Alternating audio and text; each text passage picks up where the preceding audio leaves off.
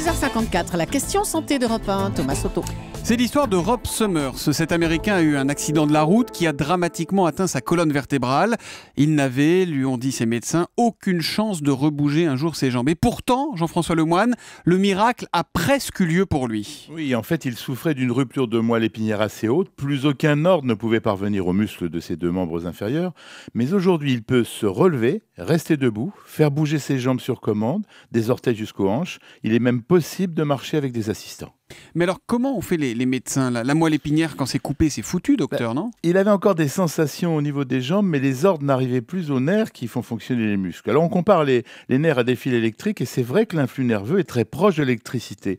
La technique consiste à implanter chirurgicalement 16 électrodes sur une des méninges qui enveloppe la moelle épinière, reliées à une batterie placée sous la peau. Le déclenchement et l'intensité de la stimulation sont réglés via une télécommande. Et une fois qu'il est branché comme ça, le patient récupère instantanément, ou il y a des mois et des mois de rééducation derrière? Alors, c'est pas un miracle, hein, Thomas. Lève-toi et marche, c'est une autre histoire. Ouais. Non, là, il a fallu des centaines de séances de rééducation, de parfois de plus de 4 heures. Ça fait 4 ans que je suis ce dossier, avec des stimulations électriques et des fréquences et des intensités variées. Et comment fait-on pour que le cerveau parle, entre guillemets, à ce boîtier électrique, finalement, comprenne qu'il faut lui donner des ordres? C'est formidable parce que ce sont effectivement des mouvements volontaires pensés par le cerveau et récupérés par le boîtier qui les transmet à des connexions en sommeil. La stimulation électrique permet de mimer les signaux normalement émis par le cerveau pour initier les mouvements. Et il en est où aujourd'hui, cet Américain? Il marche correctement toute la journée? Alors, il ne faut pas exagérer, hein, il ne va pas retrouver la mobilité qui était la sienne. Le but était plutôt de lui faire retrouver son autonomie. Autre intérêt dont on parle peu, mais Robbie Summers avait une rupture de moelle très haute, ce qui signifie qu'il avait des problèmes avec sa vessie et sa sexualité.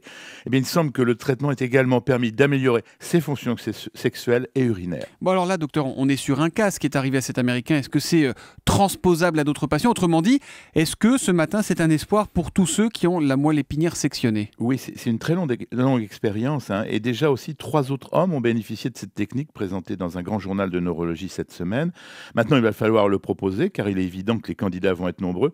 Je suis persuadé qu'on est à l'aube d'une véritable révolution pour les gens paralysés. Mais finalement, docteur, ça fait penser, ces stimulations électriques, à ces appareils qui nous proposent la gymnastique passive, ils nous proposent de nous remuscler à la maison avec des électrodes sans rien faire. J'ai eu le même fantasme, Julie, c'est exactement ça. Ah bah voilà. Les électrostimulateurs sont très utilisés par les sportifs pour leur récupération et la préparation, en ayant un objectif plus de qualité que quantité. En clair, ça veut dire que regarder la télé avec ces appareils ne suffit pas pour devenir bodybuilder, hélas. Ça se rapproche plutôt des effets du massage. Bon, c'est déjà pas désagréable. Merci, docteur Lemoine. On vous retrouve dimanche à 13h pour votre émission Pourquoi Docteur? Vous nous parlerez de l'alcoolisme en général et du baclofène en particulier. Et puis bien sûr, vous serez là lundi à 7h-5 pour la question santé d'Europe 1. Bonne journée. Bonne journée, bon week-end. Salut Jean-François.